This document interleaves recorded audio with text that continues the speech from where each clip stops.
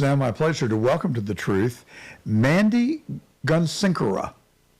She has written a book called Y'all Fired, A Southern Belle's Guide to Restoring Federalism and Draining the Swamp, a very apropos title in these days and times. Mandy, welcome all the way from Oxford, Mississippi. Yeah, it's good to be with you, John. Well, thank you for coming on. So did you work in the first Trump administration? Is that how you got a dose of Inside the Beltway? Yeah, I did. And I worked in two roles, one more technical the first few years, and then ended up as the chief of staff at the U.S. Environmental Protection Agency, really as COVID was setting in. So got a hot and heavy dose of how the deep state operates on both a policy level and then a personnel front. So what did you observe during your first stint in Washington? And how long were you there? Yeah, so I actually worked in D.C. after graduating from college. I worked in the U.S. House, the U.S. Senate, kind of bounced back and forth until I got the opportunity to go work for President Trump in the administration. And I started pretty early in March of 2017. And what I found was not only a deep state that wanted to stop the president's policy vision from being implemented, but also a group of people that went out of their way to try to demean, demoralize, and discredit anyone who was working for President Trump. And here was the best example that really opened up my eyes. I was a key part of President Trump getting out of the Paris Climate Accord because of my work in the Senate and a longtime role in international negotiations. Because of my help in helping him get to his final announcement, we were getting out. I earned a lot of enemies, if you will, in the deep state, especially over at the State Department. Later that year, I had been tasked with a small group of folks to go renegotiate a better deal on behalf of the president in Bonn, Germany. Now, mind you, as a Senate staffer, I'd been on these international trips many times before, never thought twice about cross-checking the logistics of where I was going to stay in particular. Nonetheless, I trusted the deep state blindly, a lesson I learned not to going forward, but I get to Germany, get ready to initiate the negotiations, head out to my hotel. The first red flag is it was 45 minutes away from where the actual negotiations were going on, which was typically not the case with all the previous trips I'd been on. The second piece, I showed up, things seemed a little weird. I looked around, and it was a sex hotel. So you had the State Department logistics people put two of the 120 plus U.S. delegation, me and one other female colleague, out in a sex hotel 45 minutes away from the negotiations just to send that message. One, that they disagreed with what we were doing from a policy perspective, but like I said, they wanted to make our life as difficult as possible. So that was one example. So was Rex Tillerson the Secretary of State at that point? Yeah, and that was another lesson learned. Rex Tillerson, he was the Secretary of State. I still have files, reports, all these things, submitted this information, and nothing happened. I put Rex Tillerson, frankly, in that class of early on appointees that really didn't have the courage to back up President Trump's vision and implement it in the way that it should be. Step one was holding his bureaucrats to account. Anyway, that was one of those instances where it just became very clear that this was a whole new world we were working with. Lessons learned that are informing the early on steps of this administration that's wasting no time putting the deep state in its place. But, there are so many examples of the deep state, anonymous bureaucrats filing frivolous inspector general complaints or starting FBI investigations against political appointees that there's no substance to, but they know it's going to cost appointees tens of thousands of dollars, and that is ultimately their goal. So going in and working in for President Trump in 45, it was a completely different experience than I had ever had in Washington, D.C., and made very clear that the administrative state is ripe for reform. Absolutely. So did you report what happened to you in Bonn to your superiors or anybody in the State Department, and what was the response you got? And do you think they were trying to just intimidate you, or do you think they were trying to set you up to maybe photograph you walking in or out of this inappropriate hotel? I mean, what was their motivation? What were they trying to accomplish? Yeah, I think it was a form of sick bullying or harassment. I mean, I really think they were trying to intimidate us. And we reported it immediately. I mean, I was there for about 30 minutes, immediately contacted my chief of staff, who he got to work. But interestingly enough, the people on the ground, the State Department, of all the hotels in all of Bonn, Germany, none were available. And so we had to spend, and I say we because it was one other female colleague that was with me. We spent one night there. And then the next day, I ended up booking our own room because the State Department, again, delayed doing anything to get us out of that situation. And when we confronted them, because the next day you're with these people, you're negotiating in a room, you're doing the work on behalf of the president, you could just tell that it was a funny joke to them that they didn't take seriously, and that they were really doing it just to try to intimidate us and stop us from doing our job. So did it have an opposite effect, perhaps? Did that make you more resolved to see President Trump's agenda through? Yeah, absolutely. I mean, it's one of those things where, it really, I'm not looking through the rose-colored glasses anymore when I'm walking into work. And so it actually served as a motivator. That's kind of been my response to all sorts of barriers and obstacles throughout my whole life. I think these people underestimated me a little bit, and we got to work, not just then, but then in helping shape the president's policy decisions for this next go round.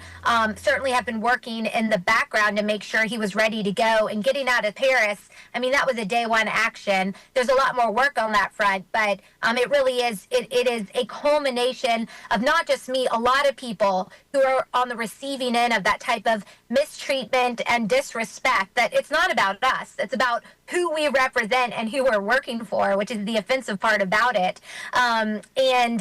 Anyway, it's motivated a lot of us to be ready, and that's why you're seeing this administration waste no time and get to work really from day one, making massive reforms, putting the bureaucratic state in its place, and changing policies that are counter to the president's America First vision.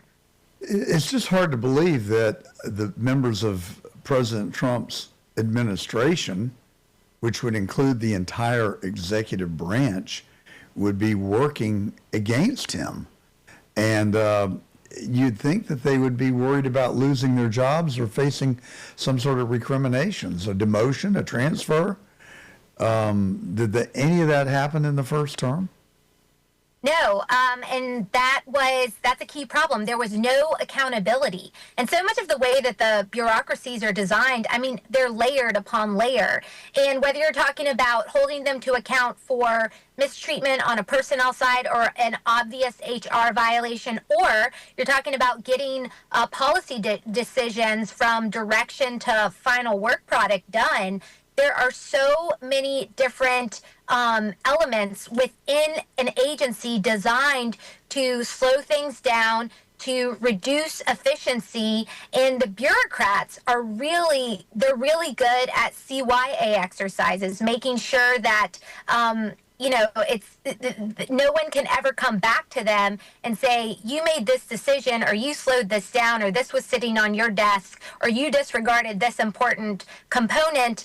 They're just designed to insulate the bureaucrat from any degree of accountability. So that's why, part of why I wrote the book and a lot of recommendations, but you're seeing them implemented from day one, these instances where President Trump is in fact going in and firing people because he has the authority to do so. In the first administration, he didn't necessarily understand the degree of that authority, and the people around him, specifically his legal team, they didn't understand the ins and outs of the laws, and unfortunately, like many of us, deferred to the counsel of the people in the various agencies. But we soon realized we weren't getting fair and good counsel. And so that's why you're seeing over the past 4 years, people wasted no time better educating themselves, learning from those experiences, and being motivated from day one to make these reforms and reestablish a degree of accountability within the bureaucratic state. Well, I agree with your assessment of President Trump 45. My intuition, I inferred that he was trying to go along to get along, that he was trying to play nice with everybody, thinking that they would come over to his team and support the agenda that the American people said they wanted him to deliver. And I think he was very disappointed. He had a lot of people who I think really set him up, like Mike Pompeo and like maybe his first and second chief of staff, the guy who came from the RNC. Seemed like he was more interested in making friends in Washington than he was pushing the president's agenda. And then the second chief of staff, the general, refresh me on his name. General Kelly. Yeah, General Kelly. He seemed like a really strong, tough guy, but he didn't seem strong and tough to support his boss. And then, of course, you have Milley, who was a general, who told the president that they couldn't really move all the sophisticated armaments out of Afghanistan because it would cost too much. So they just left him for the Chinese and the Taliban. And then he back-channeled the Chinese in the last days of the Trump administration, saying that don't worry, if the president does anything rash, I'll call you and tip you off. Well, if that's not treason, I don't know what it is. So, I've watched Trump for the 4 years that he was president, from 17 to 20, and then, or 21, and then, of course, the first 4 weeks now of this new administration. I think it's been 4 weeks. Seems like about a day, but my God, has he gotten a lot of stuff done. But he's not operating with any delusions now. Don't you think that he knows how the game is played, and he knows who the loyalists are and who they're not, and he's brought his own team in. These are not Washington insiders. Pam Bondi was Attorney General of Florida. Robert F. Kennedy had never any official role in government that I can recall. Kash Patel, he's proven his loyalty and his toughness. So he's really putting together a cabinet of very smart, independent thinkers who don't appear to be obligated or owe allegiance to anyone other than the United States flag, its Constitution, and the now President of the United States. That's my impression. Yeah, you're exactly right. And I have to tip my hat to the Presidential Personnel Office, that team of folks who has really been helping the president make sure that the people who end up in cabinet positions all the way on down, whether they're confirmed or just appointed, that they are on the America First team. And that was one of the biggest issues in the first go-round, is there were a lot of people who claimed to be Republican, but they actually went in there secretly to stop the president alongside many of the deep state bureaucrats that didn't like the reforms or the policy changes he wanted to make. So this go-round, they really have tightened the filter in terms of people they're willing to consider for various jobs and posts. They're not just leaning into people who are part of what I would characterize the business of Washington, D.C., which is an easier crowd to pluck from. But nonetheless, he's bringing in people who have been loyal to him, loyal to his policy vision, and most importantly, understand that he's the boss, and the only reason he's the boss is because the majority of the American people, they gave them their vote and their faith to implement policies to improve the United States of America in the ways that he laid out, from safety to energy to economic opportunity to new jobs, a better tax situation across the board. And so people understand that now. The ones that are in, it's a slim team, but it's a mighty team, and they are all aligned behind his vision. Well, and Sergio Gore, who you referenced as head of the Office of Personnel, has been a Trump loyalist. He was basically Don Jr.'s body man. He co-wrote a book with Don Jr., or maybe ghost wrote the book with Jr., and then did a pictorial book with President Trump on Air Force One and pictures of the first 4 years in office that turned out to be a very successful bestseller. And he and Susie Wiles have worked together for the last 4 years at least, if not longer, planning, plotting, and strategizing what a Trump 47 administration would look like. So they're off to a great start, and these are very smart, dedicated, and hard-working people. So I could personally not be more pleased, and I think the whole country shares a sense of optimism just to have a new administration in that actually tells the truth, that is in favor of free speech and the Constitution and the rule of law, and getting rid of lawfare and getting rid of DEI and restoring common sense to governance. It feels like the weight of the world has been lifted from our shoulders. And I don't care how of a blue Democrat somebody is, they have to be in favor of eradicating fraud, corruption, and wasted money in the federal government. And I read this morning that right now the total that DOJ has been able to identify and is in the process of getting back, clawing back, or stopping is $500 billion. Now that's after 3 weeks.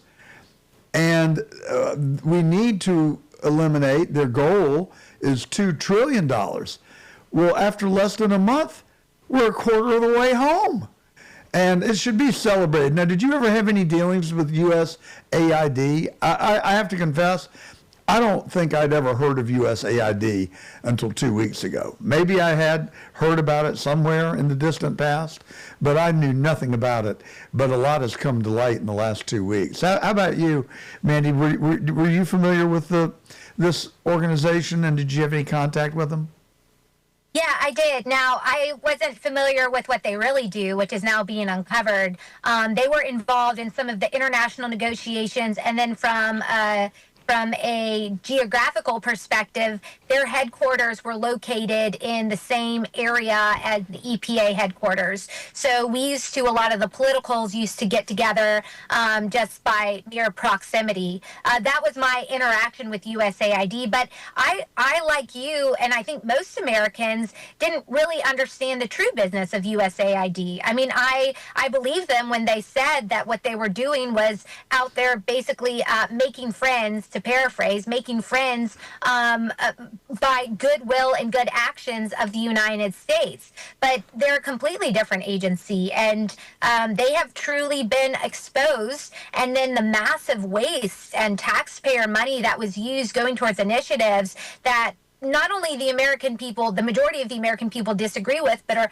fundamentally anti-American. I mean, that's out in the open. And it is a beautiful thing to see the Department of Government Efficiency, Elon Musk coming in, and all he's really done is audit just a few agencies. You're right to point out he's merely scratched the surface, and it's amazing to see that we're a quarter of the way there to his original goal. I don't think he's going to have any difficulty meeting that goal because I saw at EPA. Now, when I was there, they had an $8 billion budget. That budget ballooned during the Biden administration, mostly because they were the recipients of billions of dollars that were supposed to be given to various groups in the form of grants. And they did this all under the umbrella of environmental justice. But rank waste, fraud, and abuse, just at an agency that's considered a smaller agency, we've already seen a significant a number come to light with regard to waste, fraud, and abuse, or money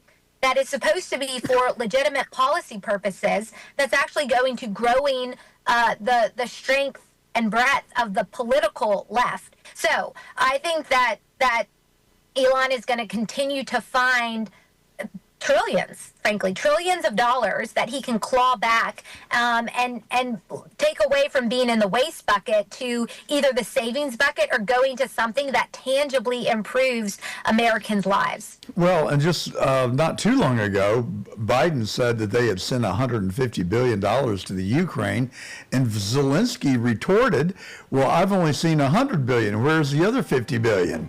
So it's, I think that before this is all over with, we're going to find out just how bad this federal government is. I think it is corrupt to its core. My dogs agree. They're upset about it. They're barking like hell about it whenever I talk about it. So we also have learned just this week that the USAID was actually funneling money from the NIH, and they were the arm that helped fund the Wuhan laboratory.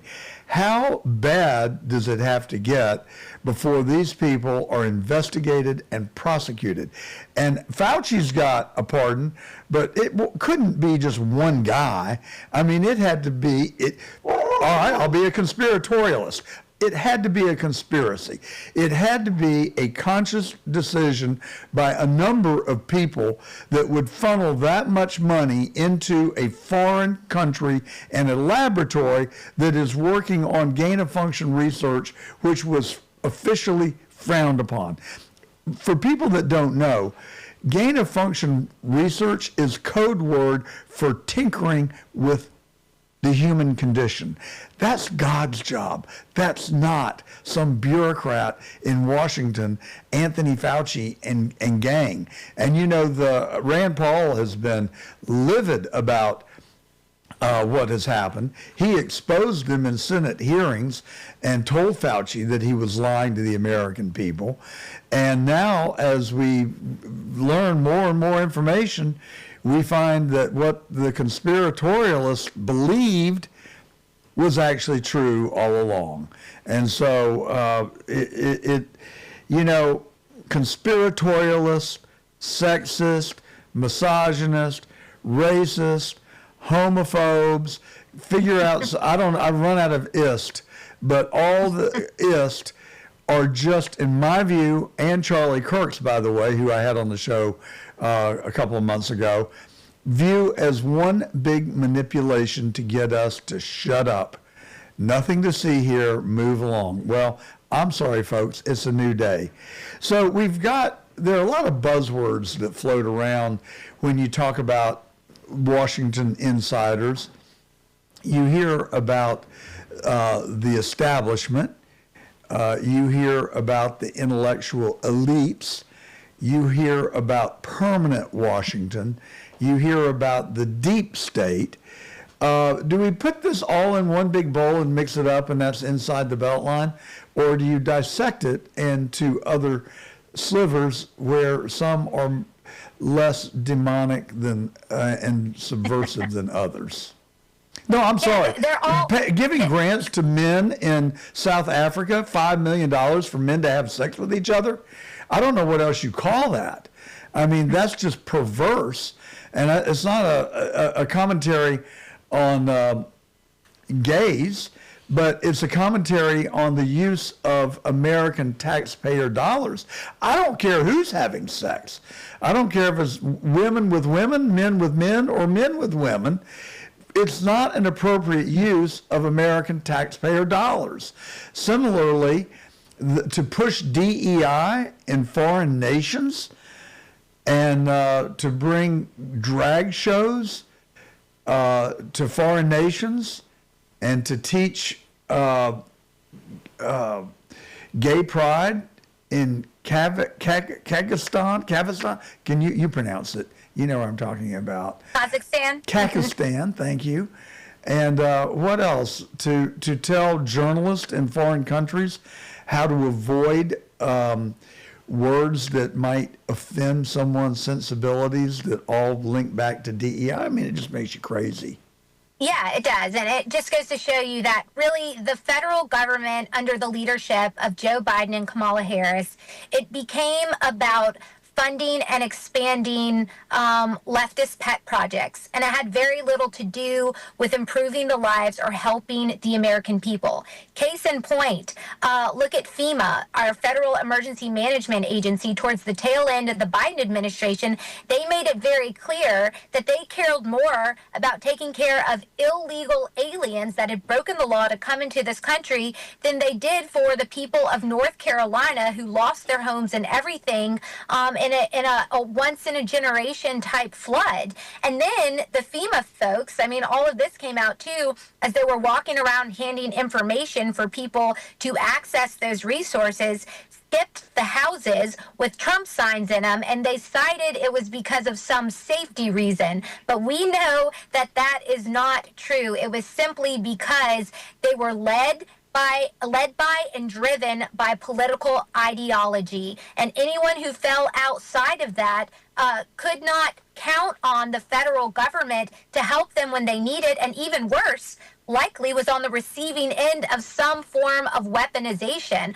whether it was censorship, whether it was frivolous investigations, or some other type of federal harassment. All sorts of Americans had to deal with it, which is really why, you know, where we are today. You have a new group of people that are now a part of the America First vision under President Trump because they saw what was happening and realized this isn't just about conservatives or President Trump. This is anti-American and abuse of power, and this has to change. Bingo. You are so right, Mandy. And it's not a Democrat or a Republican issue, conservative or liberal. I think these people, whoever they were, Hunter Biden, I just read an article this week that said Hunter Biden was in charge of the White House while his father was president. God help us. Susan Rice, we know that she worked in the White House.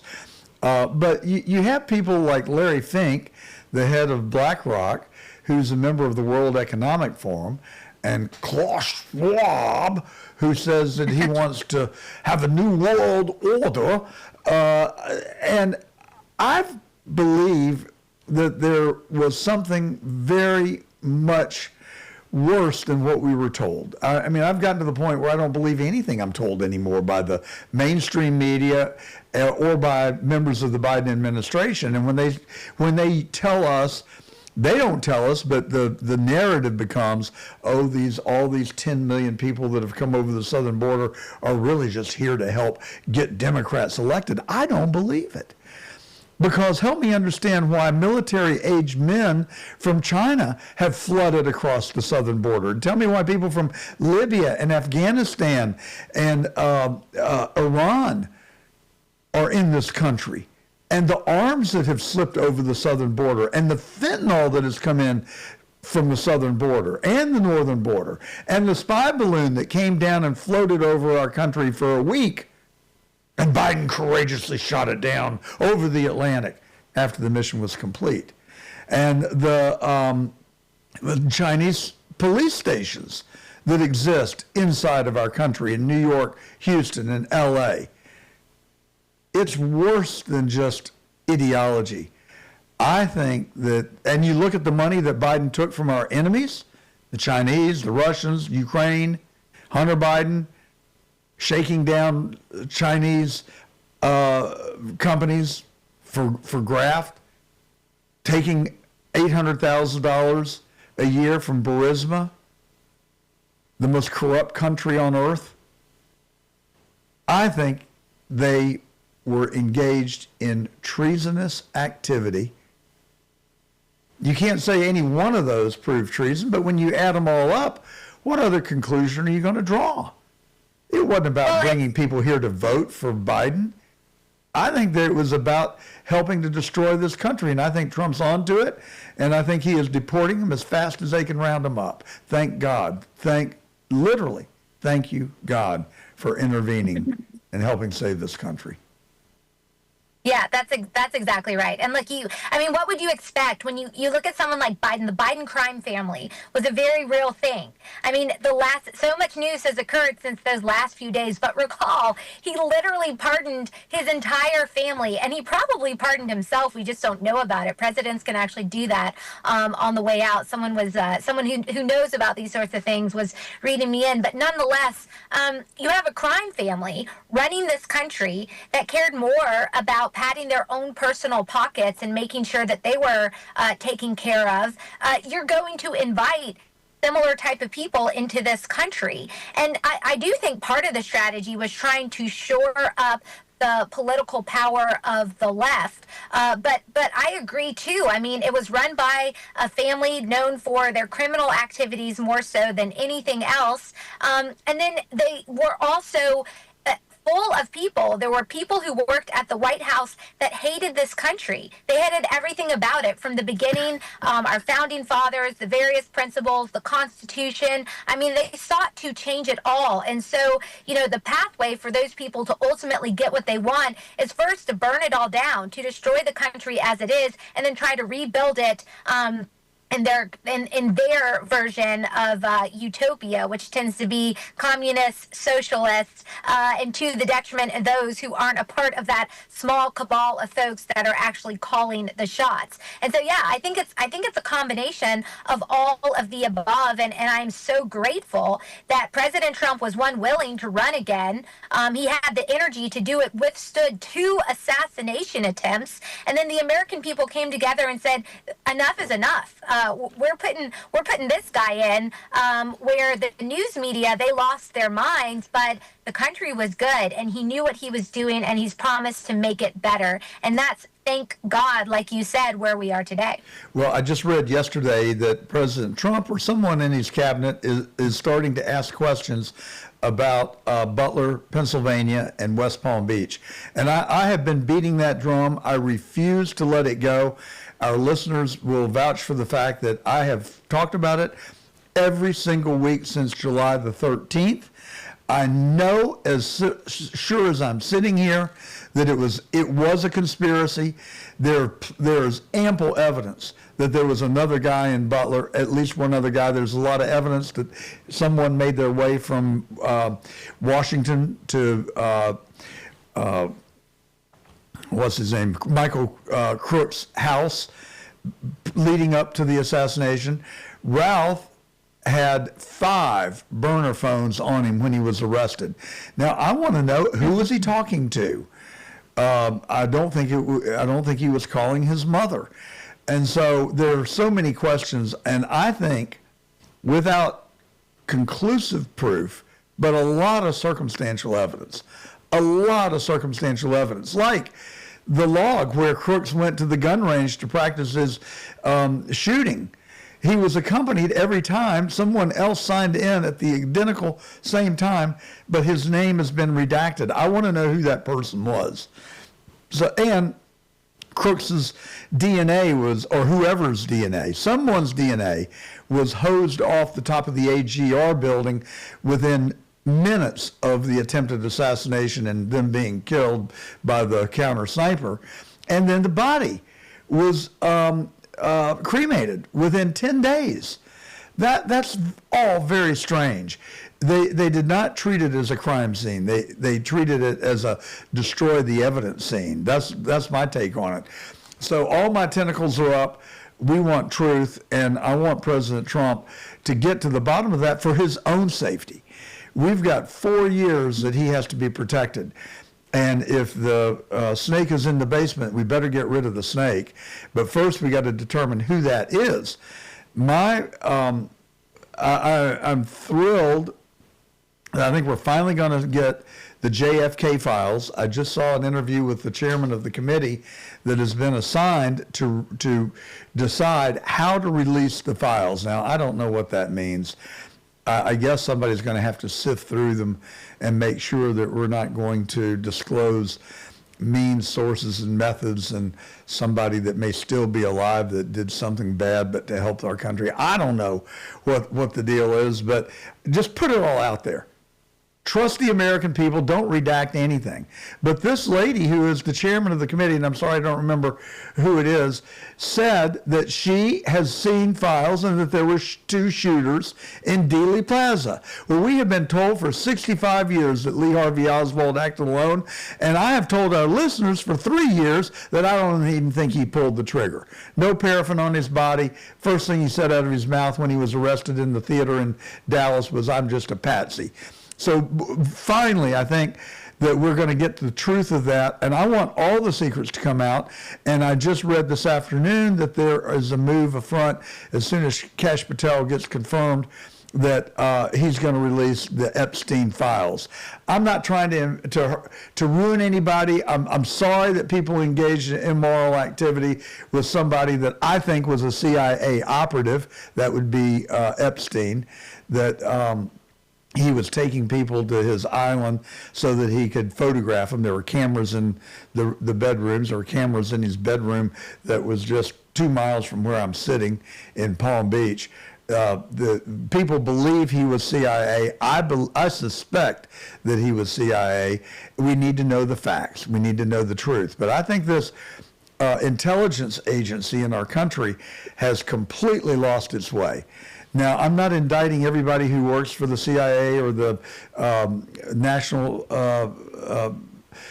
what is it, the NSA, and the other intelligence agencies. I think there are 32 of them altogether.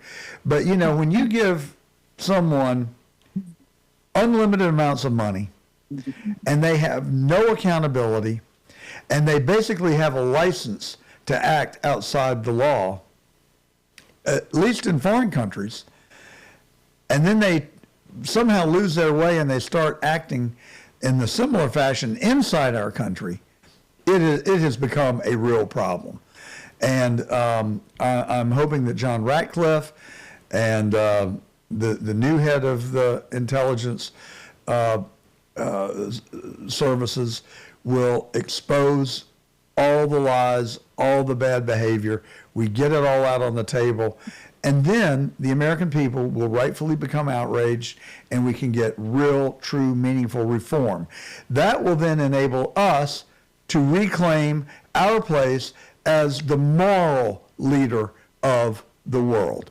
We have lost the moral authority to lead, in my opinion, and I think that Trump's working on getting it back. Yeah, I agree. And it's long overdue. There's so many questions. I think with regard to his assassination attempts like previous ones, we don't have the full picture.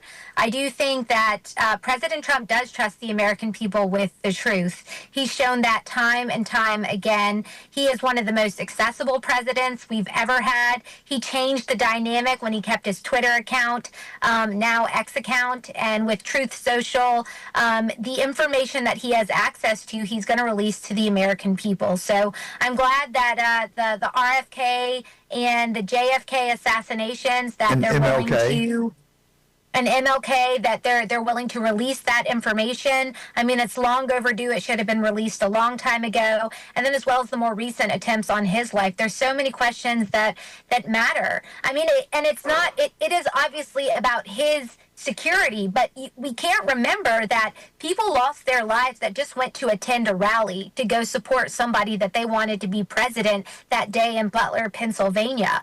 This really is about the American people and it being able to engage in democracy and not do so being fearful of your life or the life of the person who steps up to the plate and is willing to run for the office to change this country for the better. So there's so much at stake. I have no doubt that President Trump will lean and get to the bottom of it and then rightfully release that information to the American public. Well, I think you raise a very good point. Corey Compouture lost his life in Butler, Pennsylvania, July 13th, 2024. That is murder. And it is a state crime. The federal government has no jurisdiction, no right to investigate that. I wrote the district attorney of that county and said, you are the district attorney. Do your job. Investigate the murder of Corey competitor. And so I didn't get an answer back. I haven't read or heard where anything has happened. I only hope and wait that someone will do their job and go get the truth, and really for President Trump's safety. He is reaching so far and so wide and digging so deep, and he hadn't even gotten started yet. We haven't even gone to we really haven't gone to FEMA. We haven't gone to the Department of Education. We have not gone to the Pentagon, where they can't even conduct an audit. Oh, they're going to give us an audit in 2027 because they can't even audit. BS. That is the biggest bunch of baloney I have ever heard. Get off your bureaucratic fat asses and go do your job, and then you won't need Elon Musk to come in and look under the rug. Do your job. Do the audit. If they had done their job, there would not be a need for Doge. But it's not because they don't want to do it's not that they can't do their job. They don't want to do their job because this government is rotten. It is rotten to its core. Fraud and corruption reigns. And they've been making payments to people with Social Security, and they're 150 years old. And they start these payments under a contract. The guy who negotiates the contract for the government leaves the government, probably because he got rich. But the payments continue in ad infinitum. Even when the contract, we don't know if it's been performed or it's not being performed, but the money just keeps going out. It is sick. And you've got American people who are living paycheck to paycheck, struggling to buy groceries, fuel for their car, and drugs to get back and forth to work, take care of their family. We've got veterans on the streets of New York, a block from the Roosevelt Hotel, where we have spent literally tens, maybe $100 million providing food, lodging, and a scooter to ride around New York with a daily stipend. It is enough to make you absolutely stark raving mad.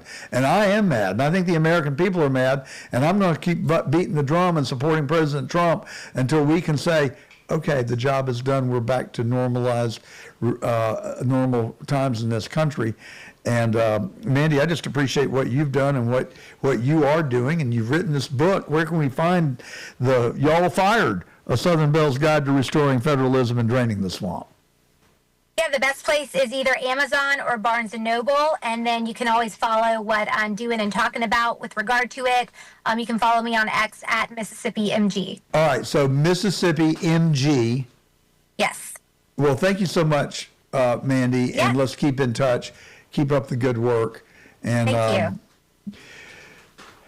Maybe I should have had some coffee. I just don't feel like I've had a lot of energy in this interview today. I don't know what's the matter.